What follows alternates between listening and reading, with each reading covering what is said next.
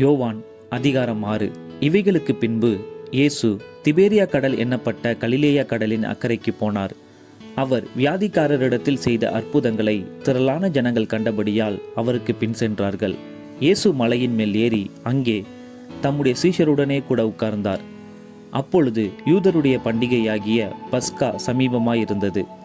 இயேசு தம்முடைய கண்களை ஏறெடுத்து திரளான ஜனங்கள் தம்மிடத்தில் வருகிறதைக் கண்டு பிலிப்புவை நோக்கி, இவர்கள் சாப்பிடத்தக்கதாக அப்பங்களை எங்கே கொள்ளலாம் என்று கேட்டார்.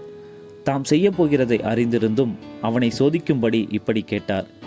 பிலிப்பு அவருக்கு பிரதியுத்தரமாக, இவர்களில் ஒவ்வொருவனும் கொஞ்சம் கொஞ்சம் எடுத்துக்கொண்டாலும் 200 பணத்து அப்பங்களும் இவர்களுக்கு போதாதே என்றான். அப்பொழுது அவருடைய சீஷரில் ஒருவனும் சீமோன் பேதுருவின் சகோதரனும் ஆகிய அந்திரேயா அவரை நோக்கி, இங்கே ஒரு பையன் இருக்கிறான். அவன் கையில் 5 வாற்கோதுமை அப்பங்களும் 2 மீன்களும் உண்டு. ஆனாலும் அவைகள் இத்தனை ஜனங்களுக்கு எம்மாத்திரம் என்றார்.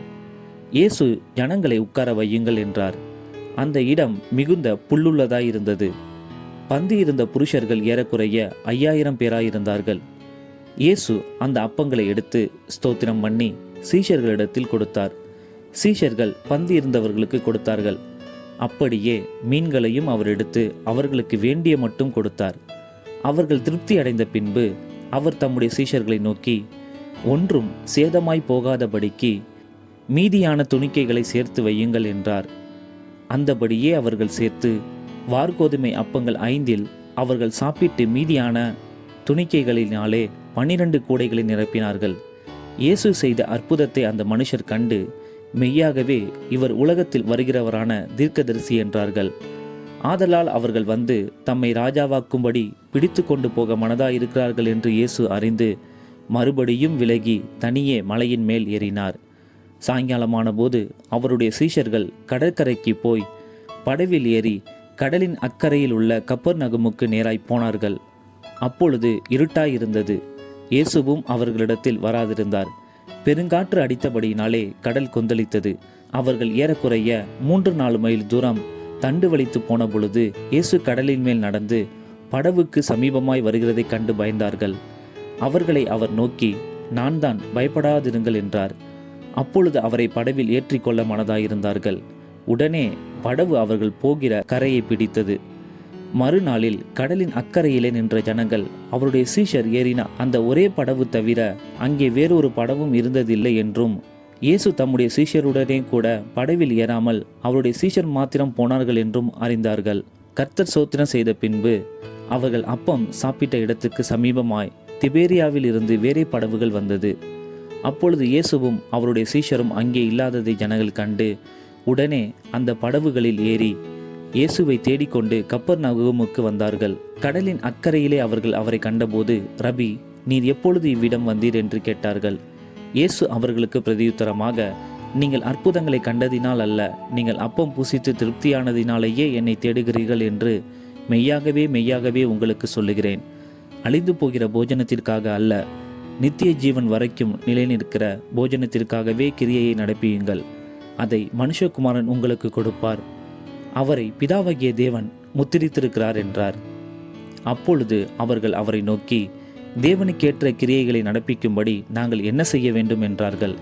இயேசு அவர்களுக்கு பிரதியுத்தரமாக, அவர் அனுப்பினவரை நீங்கள் விசுவாசிப்பதே தேவனுக்கேற்ற கிரியையாயிருக்கிறது என்றார். அதற்கு அவர்கள், அப்படியானால் உம்மை விசுவாசிக்கும்படிக்கு நாங்கள் காணத்தக்கதாக நீர் என்ன அடையாளத்தை காண்பிக்கிறீர், என்னத்தை நடப்பிக்கிறீர்? வானத்திலிருந்து அவர்களுக்கு அப்பத்தை புசிக்க கொடுத்தார் என்று எழுதியிருக்கிறபடி நம்முடைய பிதாக்கள் வனாந்திரத்தில் மன்னாவை புசித்தார்களே என்றார்கள். இயேசு அவர்களை நோக்கி, வானத்திலிருந்து வந்த அப்பத்தை மோசே உங்களுக்கு கொடுக்கவில்லை.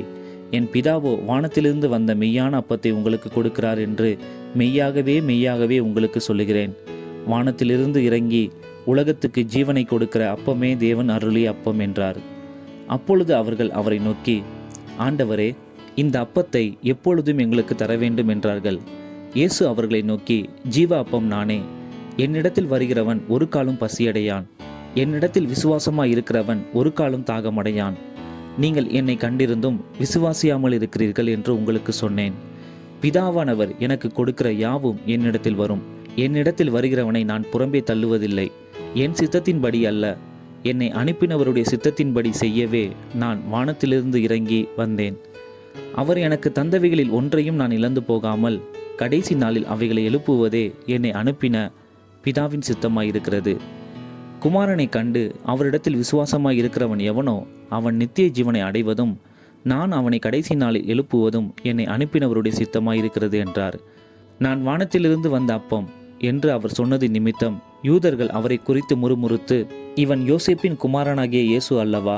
இவனுடைய தகப்பனையும் தாயையும் அறிந்திருக்கிறோமே. அப்படி இருக்க நான் வானத்திலிருந்து இறங்கி வந்தேன் என்று இவன் எப்படி சொல்லுகிறான் என்றார்கள். இயேசு அவர்களுக்கு பிரதியுத்தரமாக, உங்களுக்குள்ளே முறுமுறுக்க வேண்டாம். என்னை அனுப்பின பிதா ஒருவனை இழுத்து கொள்ளாவிட்டால் அவன் என்னிடத்தில் வரமாட்டான். கடைசி நாளில் நான் அவனை எழுப்புவேன். எல்லாரும் தேவனாலே போதிக்கப்பட்டிருப்பார்கள் என்று தீர்க்கதரிசிகளின் ஆகமத்தில் எழுதியிருக்கிறதே. ஆகையால் பிதாவினிடத்தில் கேட்டு கற்றுக்கொள்ளுகிறவன் எவனும் என்னிடத்தில் வருகிறான். தேவனிடத்தில் நின்று வந்தவரே தவிர வேறு ஒருவரும் பிதாவை கண்டதில்லை. இவரே பிதாவை கண்டவர். என்னிடத்தில் விசுவாசமாய் இருக்கிறவனுக்கு நித்திய ஜீவன் உண்டென்று மெய்யாகவே மெய்யாகவே உங்களுக்கு சொல்லுகிறேன். ஜீவ அப்பம் நானே. உங்கள் பிதாக்கள் வனாந்திரத்திலே மன்னாவை புசித்திருந்தும் மரித்தார்கள். இதிலே புசிக்கிறவன் மறியாமல் இருக்கும்படி வானத்திலிருந்து இறங்கின அப்பம் இதுவே. நானே வானத்திலிருந்து இறங்கின ஜீவ அப்பம். இந்த அப்பத்தை புசிக்கிறவன் என்றென்றைக்கும் பிழைப்பான். நான் கொடுக்கும் அப்பம் உலகத்தின் ஜீவனுக்காக நான் கொடுக்கும் என் மாம்சமே என்றார். அப்பொழுது யூதர்கள், இவன் தன்னுடைய மாம்சத்தை எப்படி நமக்கு புசிக்க கொடுப்பான் என்று தங்களுக்குள்ளே வாக்குவாதம் பண்ணினார்கள். அதற்கு இயேசு அவர்களை நோக்கி, நீங்கள் மனுஷகுமாரனுடைய மாம்சத்தை புசியாமலும் அவருடைய இரத்தத்தை பானம் பண்ணாமலும் இருந்தால் உங்களுக்குள்ளே ஜீவன் இல்லை என்று மெய்யாகவே மெய்யாகவே உங்களுக்கு சொல்லுகிறேன். என் மாம்சத்தை புசித்து என் இரத்தத்தை பானம் பண்ணுகிறவனுக்கு நித்திய ஜீவன் உண்டு. நான் அவனை கடைசி நாளில் எழுப்புவேன். என் மாம்சம் மெய்யான போஜனமாயிருக்கிறது, என் இரத்தம் மெய்யான பானமாயிருக்கிறது. என் மாம்சத்தை புசித்து என் இரத்தத்தை பானம் பண்ணுகிறவன் என்னிலே நிலைத்திருக்கிறான், நானும் அவனிலே நிலைத்திருக்கிறேன்.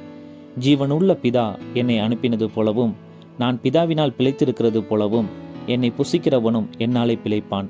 வானத்திலிருந்து இறங்கின அப்பம் இதுவே. இது உங்கள் பிதாக்கள் புசித்த மன்னாவைப் போலல்ல, அவர்கள் மரித்தார்களே. இந்த அப்பத்தை புசிக்கிறவனோ என்றென்றைக்கும் பிழைப்பான் என்றார். கப்பர்நகூமிலே ஜெப ஆலயத்திலே அவர் உபதேசிக்கையில் இவைகளை சொன்னார். அவருடைய சீஷரில் அநேகர் இவைகளை கேட்டபொழுது, இது கடினமான உபதேசம், யார் இதை கேட்பார்கள் என்றார்கள். சீஷர்கள் அதை குறித்து முறுமுறுக்கிறார்கள் என்று இயேசு தமக்குள்ளே அறிந்து அவர்களை நோக்கி, இது உங்களுக்கு இடரலாயிருக்கிறதோ? மனுஷகுமாரன் தாம் முன்னிருந்த இடத்திற்கு ஏறி போகிறதை நீங்கள் காண்பீர்களானால் எப்படி இருக்கும்? ஆவியே உயிர்ப்பிக்கிறது, மாம்சமானது ஒன்றுக்கும் உதவாது. நான் உங்களுக்கு சொல்லுகிற வசனங்கள் ஆவியாயும் ஜீவனாயும் இருக்கிறது. ஆகிலும் உங்களில் விசுவாசியாதவர்கள் சிலர் உண்டு என்றார். விசுவாசியாதவர்கள் இன்னார் என்றும் தம்மை காட்டி கொடுப்பவன் இன்னான் என்றும் ஆதி முதலாக இயேசு அறிந்திருந்தபடியால் அவர் பின்னும், ஒருவன் என் பிதாவின் அருளை பெறாவிட்டால் என்னிடத்திற்கு வரமாட்டான் என்று இது நிமித்தமே உங்களுக்கு சொன்னேன் என்றார். அது முதல் அவருடைய சீஷரில் அநேகர் அவருடனே கூட நடவாமல் பின்வாங்கி போனார்கள். அப்பொழுது இயேசு 12 நோக்கி, நீங்களும் போய்விட மனதாயிருக்கிறீர்களோ என்றார். சீமோன் பேதுரு அவருக்கு பிரதியுத்தரமாக, ஆண்டவரே, யாரிடத்தில் போவோம்? நித்திய ஜீவ வசனங்கள் உம்மிடத்தில் உண்டே. நீர் ஜீவனுள்ள தேவனுடைய குமாரனாகிய கிறிஸ்து என்று நாங்கள் விசுவாசித்தும் அறிந்தும் இருக்கிறோம் என்றான். இயேசு அவர்களை நோக்கி, 12 உங்களை நான் தெரிந்து கொள்ளவில்லையா? உங்களுக்குள்ளும் ஒருவன் பிசாசாயிருக்கிறான் என்றார்.